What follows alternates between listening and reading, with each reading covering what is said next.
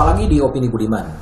Kisah influencer Indra Kents dan Doni Salmanan hanyalah pengulangan sejarah tipu-tipu investasi atau investasi bodong di Indonesia.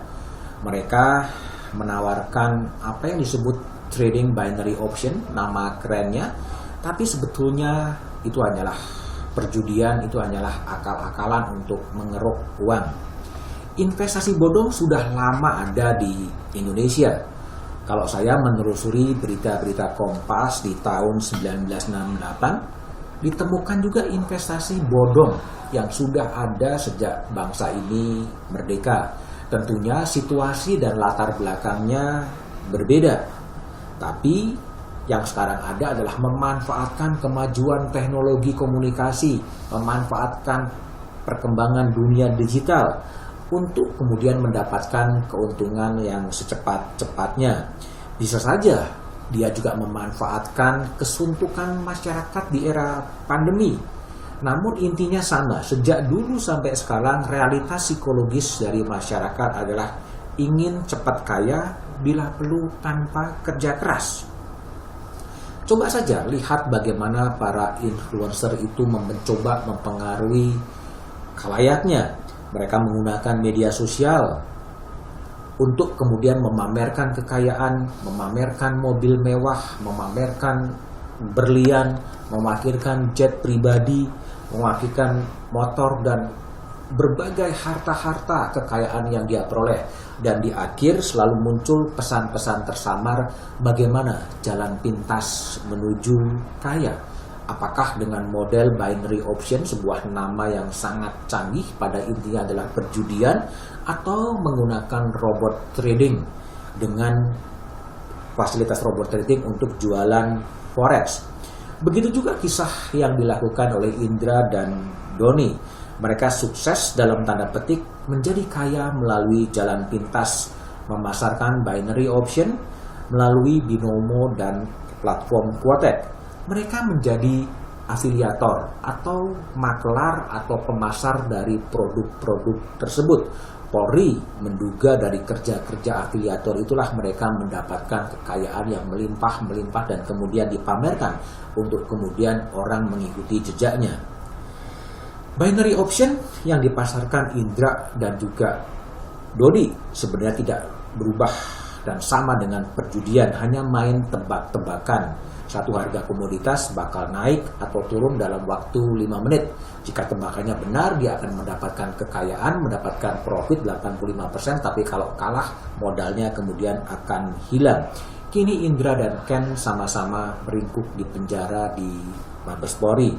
Semua asetnya disita. Mabes Polri menerapkan Undang-Undang Tindak Pidana Pencucian Uang, menerapkan penyebaran kabar bohong, Undang-Undang Informasi dan Transaksi Elektronika, dan kemudian juga menerapkan soal pasal penipuan. Kisah dari Indra Kents dan kemudian Dodi kemudian diperguncingkan oleh warganet untuk kemudian mendesak kepolisian untuk mengejar lebih jauh orang-orang yang terlibat di balik, apakah itu robot trading, apakah itu binary option. Yang paling banyak disorot adalah pemilik, orang yang diduga memiliki Fahrenheit, yaitu Hendry Susanto, yang kemudian menciptakan kerugian yang demikian besar yang disebut-sebut bisa mencapai uang 5 triliun yang amblas.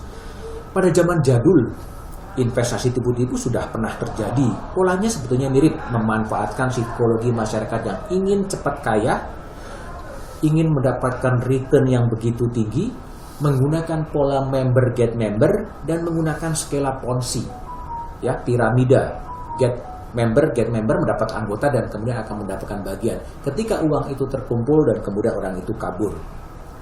Kita coba lihat tajuk Kompas tahun 1968, ya, 30 Oktober 1968. Kompas menulis begini: para pemilik uang masih dihinggapi sikap spekulasi tanpa perhitungan tangguh.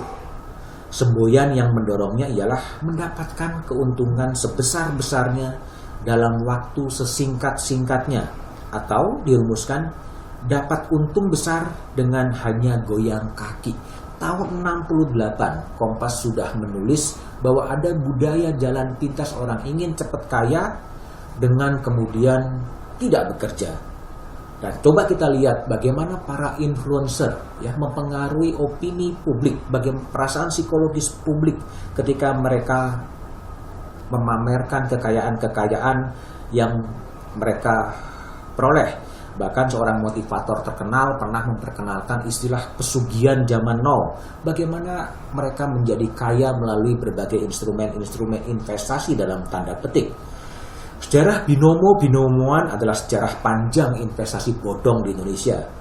22 Oktober 1968, kisah Sinar Semesta menggunakan underlying bahan bangunan di Jakarta yang menawarkan return sampai 17% dan akhirnya setelah terkumpul orang itu kabur.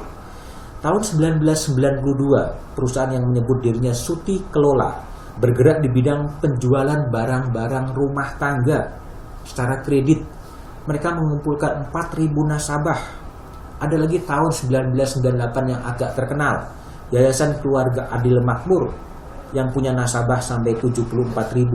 Semua itu kemudian amblas dan tak berbekas.